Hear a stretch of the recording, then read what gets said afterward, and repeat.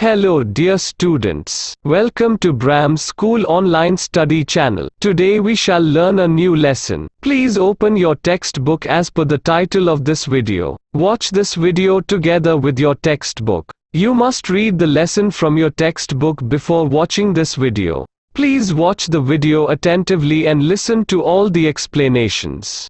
Underline the difficult words or phrases. Learn their meanings. If you have any queries, please write them in the comments box. Now, let's begin. अभी हम बात करने वाले हैं the economic life in Harappan civilization, पैसे की बात। People of Indus valley civilization were engage in various economic activities, जैसे कि agriculture, life stock rearing, trading, silk industry, ये वगैरह बिजनेस वहां पर हुआ करते थे पैसे कमाने के लिए। एग्रीकल्चर के अंदर they produce crops like wheat, barley, peas, sesame, mustard, ये उनके मुख्य मोस्ट इंपॉर्टेंट क्रॉप्स थे। They use plough to plough the land, वो लोग प्लाउ से जमीन को खेड़ते थे, प्लाउइंग करते थे। They reared animals like cows, buffaloes, goats and bullocks. वो लोग उस जमाने में भी गाय, भैंस, बकरियां और बुलॉक्स को पालते थे। They were engaged in internal as well as international trading. वो लोग अपने आजू बाजू के शहर, उसके अलावा दूर दूर तक इंटरनेशनल ट्रेडिंग भी मतलब बिजनेस करते थे। ये भी प्रूफ मिला है। Historians believed that cotton cloth produced here used to reach Mesopotamia and Egypt via Mesopotamia. Historian कहते हैं कि भाई यहाँ पर कॉटन क्लोथ्स भी प्रोड्यूस होते थे जो यहाँ से मेसोपोटामिया और इजिप्ट जाते थे वाया मेसोपोटामिया होकर। In addition of this, people living here were also involved in professions like pottery, metal work, bead making and sculpture. मूर्तियां बनाते थे। देखो आप राइट साइड, ये मूर्ति पत्थर में से बनाई है। कितने स्किल पर्सन थे उस जमाने में। पॉटरी, मिट्टी के बर्तन, मिट्टी के साधन, मेटल की चीजें, बीड्स, मोती के गहने, वो सब उस जमाने में बनता था। सो इकोनॉमिकली देखने जाए तो एक वेल्दी सिविलाइजेशन था। वेल्दी एक जगह थी जहां बहुत सारी धन दौलत। अब हम बात करेंगे सोशल लाइफ। सोशली वो लोग कैसे थे हड़प्पन सिविलाइजेशन में। The main occupations of the people of Indus valley civilization were agriculture and life stock rearing. ये बोलते हैं ना, बकरियां चराने का काम, अपने पास गाय भैंस रखने का काम, उसमें से दूध निकालो। और दूसरा है एग्रीकल्चर। आज भी हमारे देश में एग्रीकल्चर मेन है। People of this time used to have wheat, barley, millet, peas, sesame, date palms etcetera in their diet. खाने में ये सब चीजें खाते थे भाई, और भी खाते होंगे क्या पता, पर ये प्रूफ मिले तो अनुमान लगाया जा रहा है by the historians. Due to pastoralism मतलब cattle rearing, this diet consisted of milk and milk products also. तो इसमें से दूध वाली प्रोडक्ट्स भी थी, दूध में मिक्स करके बनाते भी थे। A fishing hook has been found remnants of this civilization. बोलो, हुक भी मिला है, मतलब मछुआरे भी थे ये लोग, मछली भी पकड़ते खाते थे। So their food must have included fish also. तो इसके ऊपर से बोल सकते हैं ना वे फिश भी खाते होंगे। We get information regarding attire of the people. Attire मतलब उनके कपड़े का look at the time on the basis of sculptures found from Indian Indus valley civilization. आप देखो ये स्कल्पचर, मूर्ति, उसके ऊपर से अनुमान लगाते थे तो उस जमाने के लोग कैसे कपड़े पहनते थे। Men and women here wore two clothes. दो कपड़े पहनते थे men and women. They were clothes similar to dhoti on their waist and the upper part they wrapped a short cloth. नीचे एक फिक्स जैसा है कि धोती टाइप था और ऊपर का एक छोटा कुर्ते की तरह। ये बच्चों, ये जो मूर्ति आपको दिख रही है, एक स्टैच्यू है स्टोन से बनी हुई, जो मोहनजोदारो जो जगह है वहां से मिली, रियल है। Came down from the shoulder, मतलब उनका जो शोल्डर से, आप देख सकते हैं मूर्ति में शोल्डर से आधा कपड़ा वो ऊपर की तरफ पहनते थे। They mainly used cotton clothes. They were also familiar with woollen clothes as the needle made of metal and ivory have been found. We can assume that they wore stitch clothes. सुई भी मिली है, woollen भी मिला है, cotton भी मिला है, मतलब ये सब चीजें वहां से मिली है। तभी तो ये लोग बोल रहे हैं कि उस जमाने के लोग कॉटन वुलन के क्लोथ्स पहनते थे, वो भी स्टिच करके। Although most of the people वोर अनस्टिच क्लोथ्स। कुछ लोग अनस्टिच पहनते थे और कुछ लोग स्टिच किए हुए कपड़े पहनते थे। पीपल ऑफ दिस टाइम वोर ornaments like necklace, ring in finger, hand bracelets were worn by women as well as men. Women wore jewelry like bangles, earrings, waist belt, anklets. These ornaments were made of gold, silver and precious stones. Wow, उस जमाने के जो people थे वो ornaments तो पहनते थे, जैसे नेकलेस, रिंग, हाथों में जो फिंगर है की रिंग, हैंड के ब्रेसलेट्स, महिलाएं और आदमी दोनों पहनते थे। और जो महिलाएं थी वेमेंस, जो ज्वेलरीज जैसे कि bangles, earrings, waist belt, anklet, वो सब पहनती थी। This ornaments were made of gold, silver and precious stones. Wow, उस जमाने में सोने चांदी थे। People of Indus valley civilization made utensils of earthenware, copper, bronze etcetera. मतलब मिट्टी के बर्तन, कॉपर और ब्रोंज के बर्तन बनाए थे, बर्तन, utensils. This included utensils like mug, bowl, earthen mug, metallic pot, saucer, casserole etcetera. ये सभी चीज उन लोगों ने बनाई है। बहुत ही अजीब जानकारी वाली बातें हैं ये। People of Indus valley civilization made special type of toys for their children. उनके बच्चों के लिए आप देखो, ये बाजू में खिलौना है, ये पिक्चर खिलौने का है, तो ये लोग खिलौने के पिक्चर्स और ये खिलौने बनाते थे अपने बच्चों के लिए। Which included bird ship, whistles, Rattlers, carriages, carts, marbles, toys in the shape of birds, animals and main and women. इंसानों की तरह दिखने वाले मूर्तियां, मतलब मिट्टी से बने, फिर बर्ड्स है या फिर विसल है, रैटलर्स है, कोई कैरेज मतलब ये जो ब्लॉक कार्ट है वैसा, कार्ड्स, मार्बल्स, ऐसे शेप में वो लोग बनाते थे toys. In a way creativity and artistry of this people is express in this toys. So इस टॉयज को देखकर आप बता सकते हैं कि कितने क्रिएटिव पीपल थे वो लोग। Toy like head shaking animals and monkey climbing tree were also seen here. Wow, वहां पर हेड शेकिंग एनिमल्स मतलब उनकी जो हेड है वो हिलती है, वैसा भी बनाए उन लोगों ने। कितने बुद्धिमान थे। मंकी क्लाइंबिंग कर रहे हैं, वैसे भी उन लोगों ने टॉयज बनाए हैं। वाओ। अभी हम बात करेंगे उस जमाने के भगवान, मतलब रिलीजियस लाइफ एंड फ्यूनरल। मतलब कोई मर जाए तो कैसे करते थे फ्यूनरल, और कौन से रिलीजियस को फॉलो करने का। We get information regarding religious life of Harappan civilization from the idols and postures। मूर्तियां मिली है। Among the idols excavated, the idol of Matrika Devi has been found। Historians considered it the symbol of the mother earth। धरती माता को मानते हैं लोग historians कि ये शायद धरती माता की मूर्त है जिसको ये लोग पूजते थे। It means people of Harappan civilization must have been worshipping mother earth specially as it gives grains, water, everything। क्योंकि मदर अर्थ ही उनको खाना पीना देती है ना, इसलिए वो लोग उसको पूजते थे, ऐसा माना जा रहा है और ऐसी चीजें मिली भी है। Besides this, they might have been worshipping trees, animals, नाग देवता, स्वस्तिक, जो आज भी लोग नहीं, वो पीपल के पेड़ को पूजते हैं, कुछ एनिमल्स को, गाय माता को, नाग देवता को दूध पिलाते हैं, स्वस्तिक बनाते हैं, ये सारी चीजें को लोग वर्शिप करते थे। Remains of worshipping fire have been found। आग, अग्नि देवता जो लोथल और कलिमंगम में भी पाया गया है कि वो लोग इनको भी मानते थे। People of Harappan civilization might have been burning dead people। Harappan के लोग शायद लोगों को जलाते थे। ऑल्सो एविडेंस ऑफ अग्नि संस्कार हैव बीन फाउंड। आज जो अग्नि संस्कार हो रहा है वैसे अग्नि संस्कार की प्रूफ मिले हैं उस जमाने के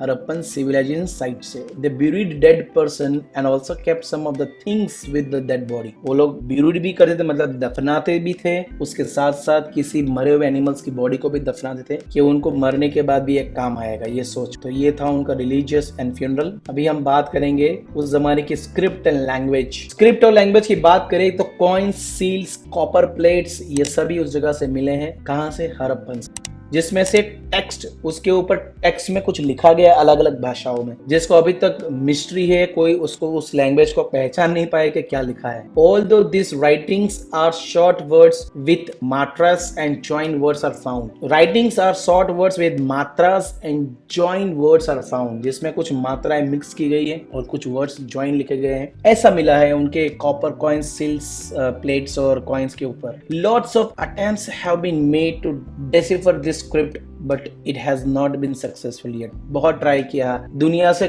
सारी दुनिया से काफी सारे लोग आए और ट्राई करने लगे कि चलो यार क्या लिखा है, तो और इन्फॉर्मेशन मिली हमें पास के बारे में, बट फेल्ड। अभी हम बात करेंगे प्लेसेस ऑफ हड़प्पन सिविलाइजेशन इन गुजरात। गुजरात में कौन सी जगह है भाई? आप जा सकते हो घूमने के लिए if you are from Gujarat. Small and big colonies of Harappan civilizations have been found in Gujarat, जैसे कि Rangpur and Lothal in Ahmedabad district, Rojdi Rajkot district, Desalpur Kutch district, Dholavira Surkotada, Lakhabaval, Jamnagar district, Amra, Bhaga Talab, bank of Kim river in Bharuch district. There are so many places you must go. अलग अलग जगह पे रहने वाले लोग जा सकते हैं, साउथ वाले साउथ में, नॉर्थ वाले नॉर्थ में। फिर हड़प्पन सिविलाइजेशन खत्म कैसे हुआ, last topic, end of the Harappan civilization. The historians believe that Harappan civilization may have ended because of earthquake, flood, epidemic और एक्सटर्नल इन्वेंशन। या तो युद्ध हुआ होगा और खत्म हो गए होंगे, या तो वहां पर अर्थक्वेक आया और सब मर गए होंगे, या तो वहां पर बाजू में जो नदी थी वहां का फ्लड आया हो, या तो किसी और लोगों ने चढ़ाई कर दी और इसको खत्म कर दिया। पर अभी तक पक्का कोई चीज नहीं है कि क्या हुआ था। However, for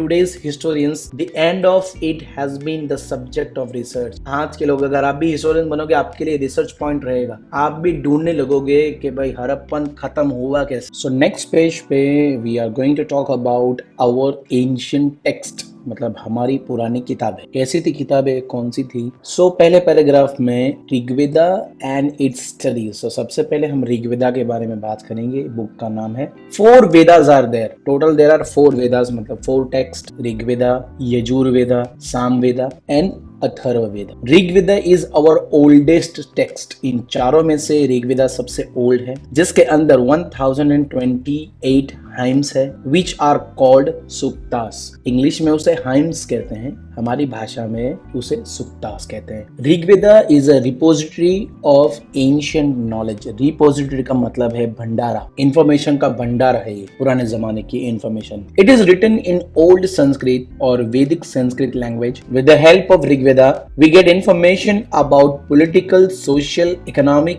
and religious life of Aryans। उस जमाने के जो आर्यंस थे उनके बारे में हमें सोशल, पॉलिटिकल, इकोनॉमिकल और रिलीजियस सारी इंफॉर्मेशन इस बुक में से मिलती है। ये संस्कृत और वैदिक संस्कृत में लिखी गई है। Historians, archaeologist study Vedas along with relics to know about history. Some of the hymns of Rigveda are in dialogue form. इसको बहुत सारे लोगों ने स्टडी किया, हिस्टोरियन आ गए, आर्कियोलॉजिस्ट हो गए, अंदर के जो हाइम्स है उनको भी स्टडी किया। कुछ हाइम्स तो अंदर डायलॉग फॉर्म में लिखे हैं। There are references of life of common man in Rigveda. There are references of political institutions like gana, sabha and samiti. So local man, common man के बारे में, उनकी लाइफ के बारे में इंफॉर्मेशन है, एज वेल एज उस जमाने की इंस्टीट्यूशंस, गाना, सभा, समिति, एज कंपेयर टू समिति। Head of the state set in it and discussed important issues of the state and gave justice। पूरे राज्य का जो हेड होता है, जैसे हम मुख्यमंत्री बोलते हैं, वो यहाँ पर बैठते हैं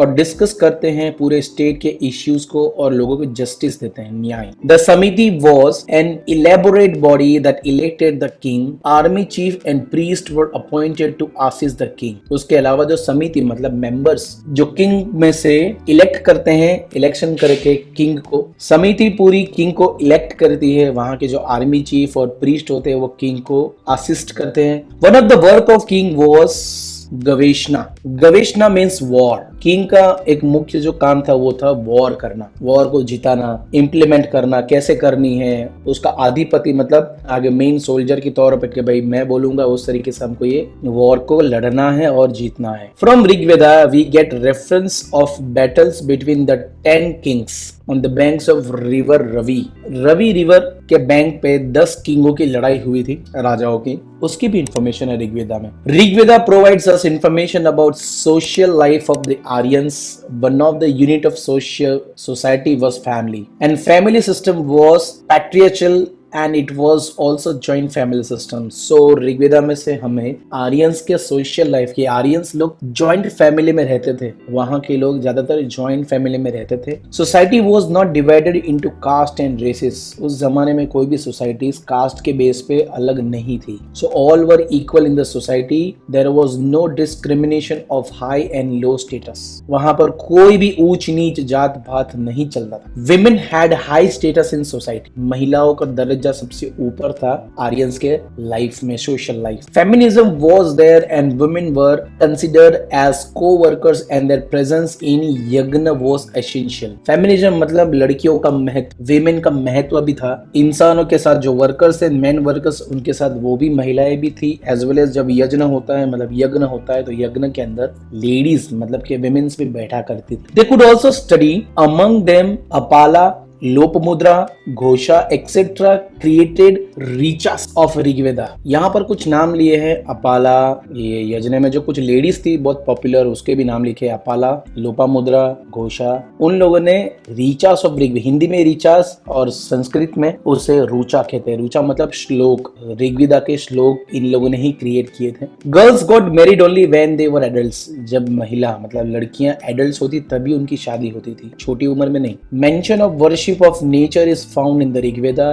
worshipping of Indra, Varuna, Agni, Surya etcetera is mention in Rigveda. मतलब वो लोग नेचर को, इंद्रदेव, वरुण देव, अग्निदेव, सूर्य देव, इन सभी को वो लोग पूछते थे, ये सभी मेंशन है ऋग्वेदा में। There is mention of Usha as a goddess of morning and Aditi as the goddess of evening. आपको पता होगा स्टार के बारे में। सो मॉर्निंग की जो देवी थी उसे उषा बुलाते थे, शाम की जो देवी थी उसे अदिति बुलाते थे। Cows, horses and bulls have been discussed at many places in Rigveda. Rigveda में अगर आप पढ़ोगे काफी सारी जगहों पे काउस, हॉर्सेस और बुल्स के बारे में डिस्कस किया गया, मतलब वो थे, उसका यूज भी होता था। Compare to other animals, horses have been mention more times. सबको कंपेयर करने जाए तो सबसे ज्यादा हॉर्सेस का नाम लिया गया है ऋग्वेदा के अंदर, क्योंकि इसका मेन इंपॉर्टेंस है, which indicates importance of pastoralism in their lives। इसका मतलब है पशुपालन का भी महत्व था। It was common among the tribals to fight for animals। Tribals मतलब लोग अपने एनिमल्स के लिए एक दूसरे से फाइट भी करते थे जीतने के लिए। Property was mainly decided on the basis of